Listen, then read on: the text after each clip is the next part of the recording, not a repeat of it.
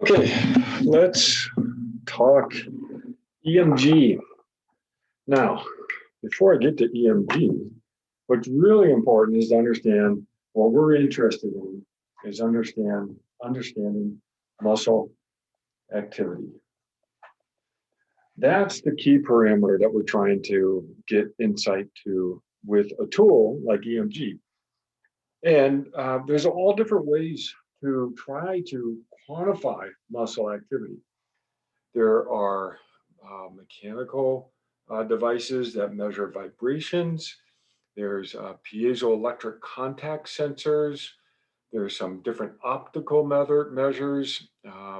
And even you can try to get some information about from accelerometers and even microphones looking at sound. But the end goal of all these tools is to try to quantify muscle activity. So whenever I'm doing EMG and I'm writing a paper, I'm always writing about muscle activity. And EMG is simply a tool to measure muscle activity. There's other tools, okay? There are other tools to do this. We just tend to use EMG because it's convenient. It actually works pretty good. But it's so easy to use. It's so easy to get bad data at the same time. And we're going to be talking about that. And the more that you work with EMG, the more you'll understand the advantages and the disadvantages of this tool. But EMG, just remember, is a tool. EMG, electromyography, electrical muscle recording. Okay. So I even try to avoid saying EMG recording because that's actually a little bit redundant. You'll see that in the literature, but EMG means muscle activity recording, and more specifically, electrical activity recording. Now, it's nothing more than what you're probably used to seeing in terms of an ECG, or also known as EKG. That's just a German spelling. And you're very familiar with the PQRS, EKG, the heartbeat. Okay.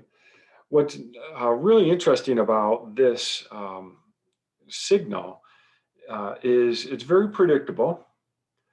And it's predictable because of the way the heart contracts. And the heart contracts in a very synchronous pattern. And you can put sensors all different places on the body to try to pick up that electrical activity. Now, if you've done an ex-phys course or clinical ex-phys course where you're looking at EKG as a diagnostic tool, you may have looked at 12-lead EKGs. And a 12-lead EKG is just simply taking a person. Oh, let me see if I can draw a trunk here. There's a person's arms, there's their head, okay,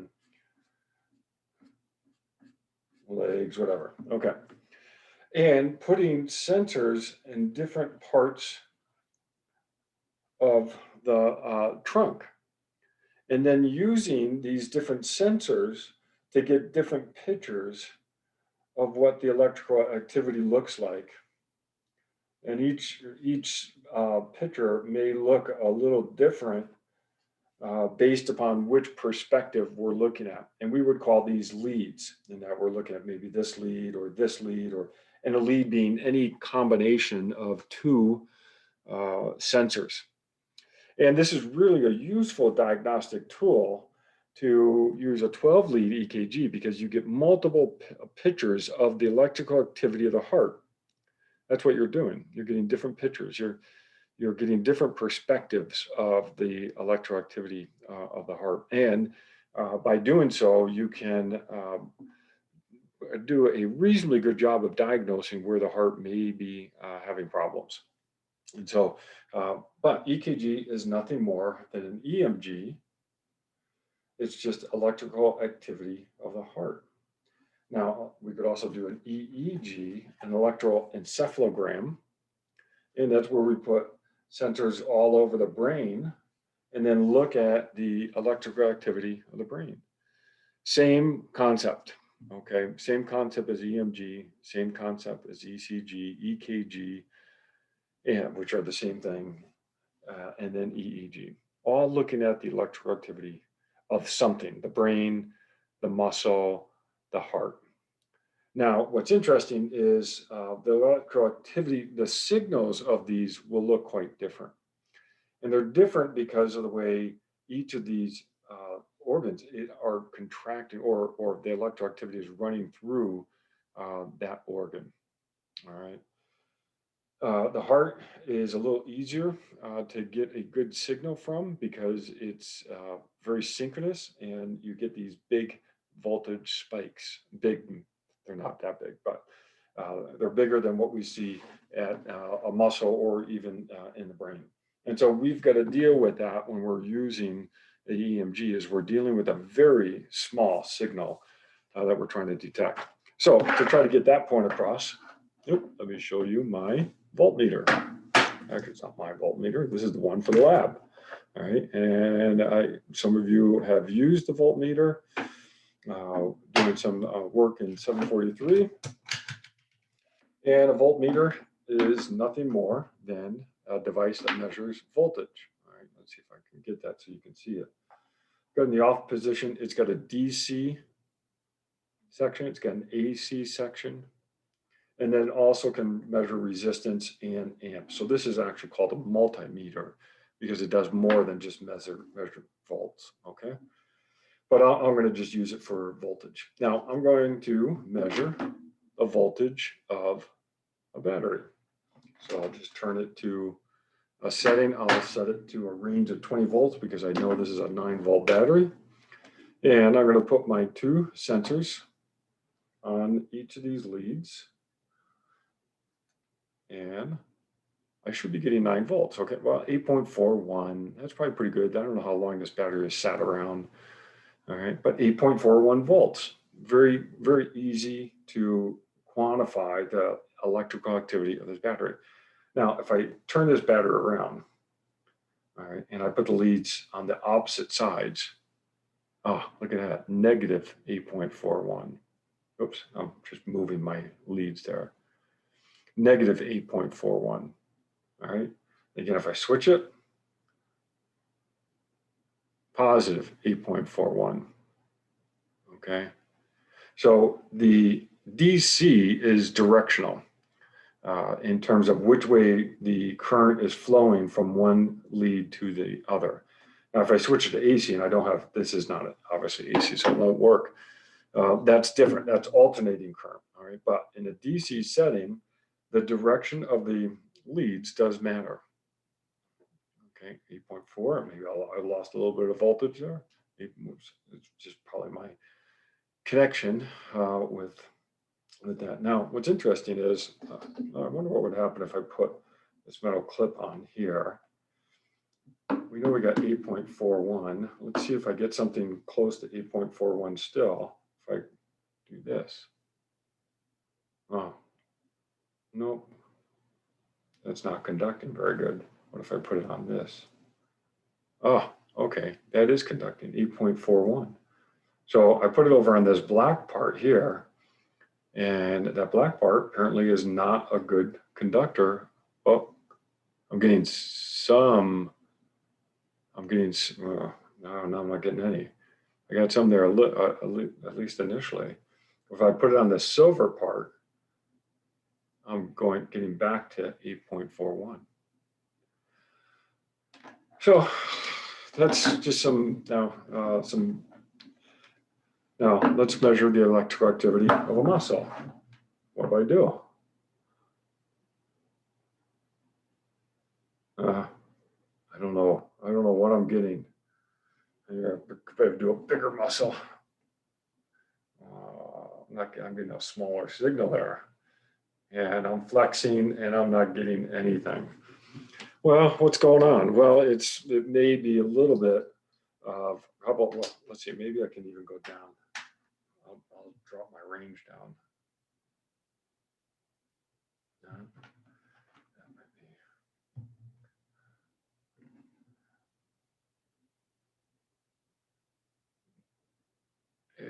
I'm not sure if I've got the leads on here. I'm not sure if I'm changing that or if it's just changing based upon some error. But what am I doing? I'm basically replicating EMG. And what EMG is going to do, EMG is nothing more than a voltmeter. That's all it is. It's just a voltmeter that will detect really low levels of voltage. And it needs to detect those low levels of voltage through adipose. Maybe I got a vein here, I've got hair, I've got skin. This is all interfering with the ability to detect electrical activity. Just like putting my lead on this part, I was not able to detect the signal. So we got to remember that. I know that seems basic, but the basics are important. Okay, so let's just think about what's happening with EMG. Well, I guess let's see. Oh, let's see if I can do a brain here. All right. Okay, this is the brain stem. Here's the person's head, their eyes. Oh, I better give them. Oh, I put their eyes in their brain. There's nose, mouth. Okay, neck, back of the head, whatever. Okay, that's the brain. Oh boy, that is just one terrible person here. All right, that's a hat. Logan button on there. All right. There's my Picasso. All right. What's happening? The brain is sending a signal, move. Okay. That signal goes through the nervous system, through the spinal cord, ultimately to an alpha motor neuron. And then that alpha motor neuron innervates a muscle, okay? And a motor unit, is the motor neuron and all the muscle fibers that it innervates. And muscle fibers will be running along here like this, okay? It innervates, in this case, the motor unit. I'm just drawing three muscle fibers, and they would continue on. Connective tissue would continue on into forming the tendon. All right, there's a fusiform type muscle.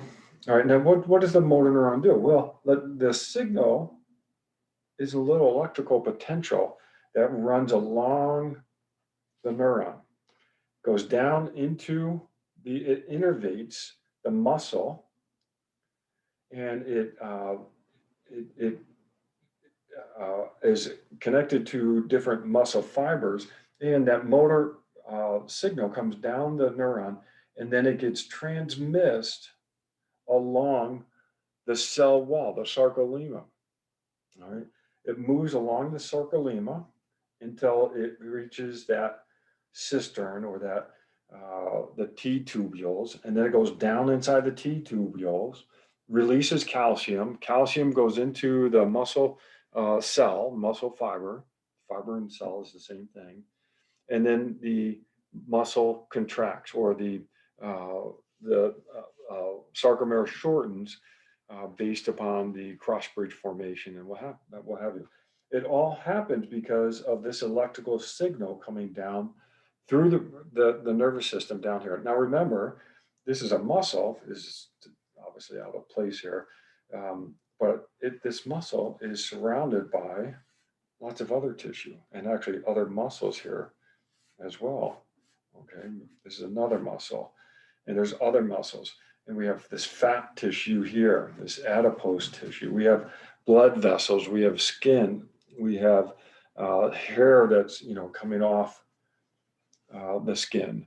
And what are we doing with EMG? Just like my voltmeter, I'm putting a sensor on the skin. I'm actually, most of the EMG systems we're using now are just using 2 sensors. Some may have a 3rd sensor, and I'll talk about that later on. I'm going to put that over here. All right. And what's happening? I'm actually trying to record this a little electrical activity all the way down here through this sensor right here, and this sensor as well.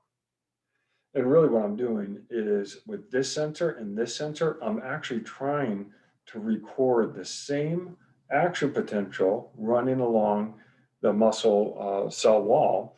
And I'm trying to record it at this moment in time and this moment in time as it passes underneath that lead and under that lead.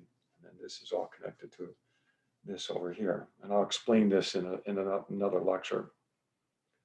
But this, I'm then have this going off to my computer.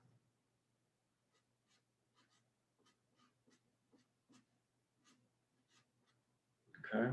And I'm trying to read that signal from these leads. And actually I am reading two, but I'm going to go through that later on in terms of why we have multiple leads on the surface of the skin.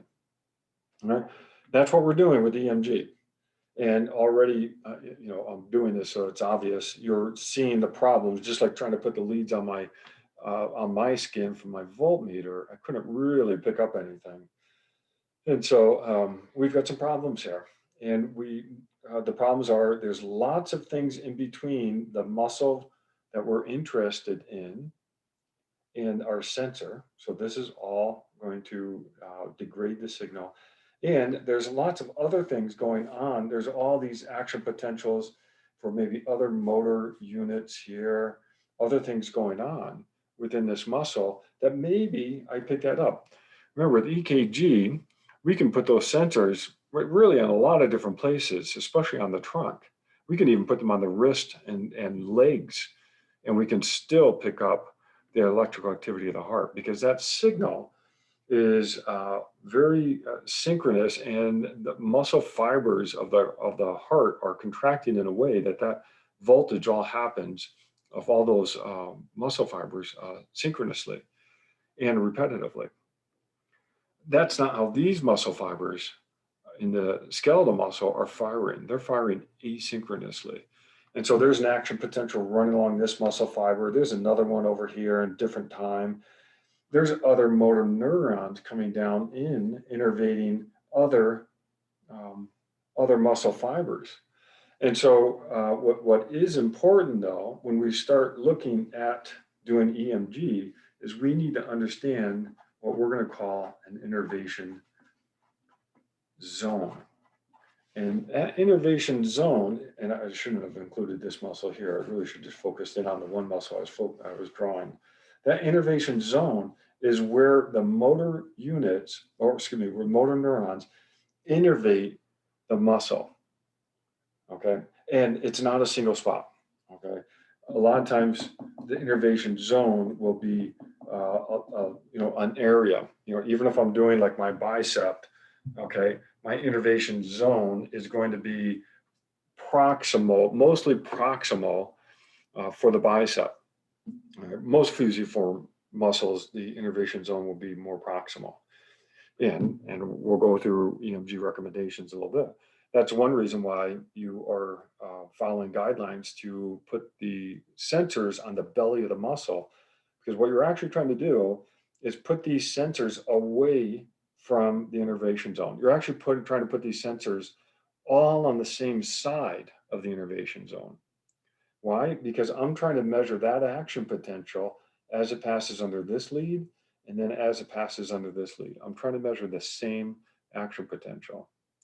If I put my leads on two different sides of the innervation zone, this innervation zone will send an action potential off in the other direction as well, but it's a different action potential. So now if I put a lead over here and I put a lead over here, I'm actually measuring two different action potentials as opposed to the same one. Concept is we're trying to measure the same one. So one recommendation that we do is we say, put the leads on one side of the innervation zone. How do you know the innervation zone? Well, you can take a little electric current and you can start poking around on your muscle to figure out when that muscle will fire from that external electric current. And that's how you quantify the innervation zone. We don't typically do that, but instead we say, okay, based upon a lot of work done in this area, we know the innervation zone for the fusiform type muscles are more proximal versus distal. So we are going to put our leads on the belly of the muscle, where there are hardly any motor units innervated at the belly of the muscle. So we're feeling pretty safe about putting the leads on the belly of the muscle for a fusiform type muscle, because we're going to be on one side of the innervation zone. Other muscles like the pectoralis major, the lats, the gastrocnemius, those are a little bit more difficult to know where the innervation zone is. So what do? If you can't quantify the innervation zone, you have to uh, uh, follow guidelines. And one of the guidelines that we follow are the CNIAM guidelines, SENIAM. Okay, so well, as long as I'm on this, I might as well go through one other set of guidelines. The other guideline is, remember what I've said a few times, I hope you picked up on it. I'm trying to measure the same action potential running along this muscle fiber. So I want my leads, and I'm trying to measure it here, and I'm trying to measure it here. That's why I have a ground as well. I'm trying to measure it in two different places. So the recommendation for doing EMG is to put your leads in line with the muscle fibers, because you're trying to, and I'll do a top view, you're trying to measure the same action potential over the same muscle fibers. If I have some type of pinnate muscle where the fibers are going up, where the fibers are going off at an angle, I have to put my leads in line with the muscle fibers, because I am trying to measure the same action potential running along that muscle fiber. It would be wrong to put a lead here and then another one here, because now I'm actually measuring two different action potentials from two different muscle fibers. This is why it's really important when you do your EMG setup to take care about knowing your anatomy and knowing the types of muscles that you're trying to palpate and how you're trying to place those EMG leads. And this is also why we, especially in our lab and the way that I work with EMG, I do not do between day measures, and I don't like taking the leads off the muscle and then putting them back on. Why? Because this is where I have them in one condition or one day. If a person comes back the next day, I may put them in a slightly different place, and I'm measuring muscle activity of a different area. That means a different amount of insulation between the fibers and the sensors, a different area that I may be looking at in terms of electrical activity. So I don't do between day or between subjects, or I don't like when leads have to be taken off in between conditions and then put back on. It's really, that wreaks havoc. You can do it, but you need to pay attention, and you really need to know the limitation of EMG. And when you do take the leads off, you need to know ahead of time how you're going to process the data so that you can understand what you're getting and how you're trying to quantify muscle activity. All right, so I think we're going to stop there for this lecture, but let's see, recommendations so far that we've done. Leads on one side of innervation zone. Okay, that's number one. All right, and that's really important. And then two, the other one, you're going to put leads in parallel